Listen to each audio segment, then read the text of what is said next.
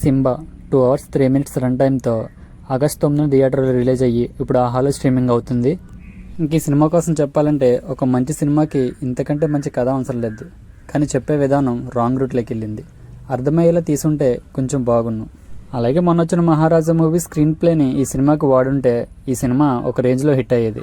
బేసిక్గా story line ఏంటంటే పార్థా అనే విలన్ మనుషుల్ని ఎవరు చంపుతారు, ఎందుకు చంపుతారు, ఎవరు చంపుతున్నారు, అసలు చంపవలసిన అవసరం ఏంటన్నదే స్టోరీ లైన్. తీసుకున్న లైన్ బాగున్నప్పటికీ అండ్ ఇంట్రగేషన్ చేసే సీన్స్ అయితే మనకి చాలా సిల్లీగా అనిపిస్తాయి. ప్లస్ పాయింట్స్, ఫస్ట్ హాఫ్లో అనసూయ గారు చేసిన న్యాచురల్ యాక్టింగ్ బాగుంది. ఇంకా జగపతి బాబు గారు ఇంట్రడక్షన్ నుంచి జగపతి బాబు ఉన్నంతసేపు సినిమా కొంచెం హై ఇస్తుంది.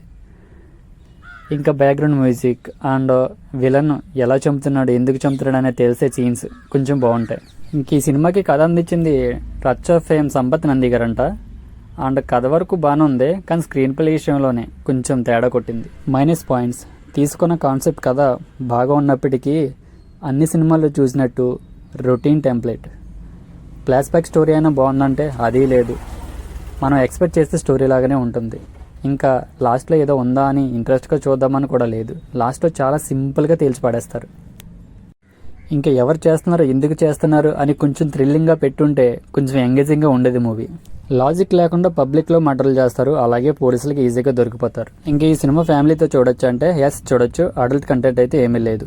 ఇంకా బ్యాక్గ్రౌండ్ మ్యూజిక్ విషయానికి వస్తే పర్లేదు, కొన్ని సీన్స్లో బాగానే కొట్టారు, కానీ కొన్ని సీన్స్లో కొట్టిన మ్యూజిక్ని రిపీట్ చేస్తూ ఉన్నట్టు అనిపించింది.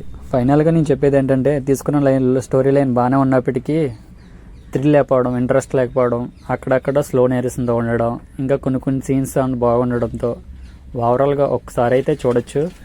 మీకు కనుక నా రివ్యూ నచ్చినట్లయితే లైక్ చేసి షేర్ చేయండి, సబ్స్క్రైబ్ చేసుకుని అలాగే పక్కనున్న బెల్ సింబల్ని ఆల్లో పెట్టుకోండి. Thank you for watching.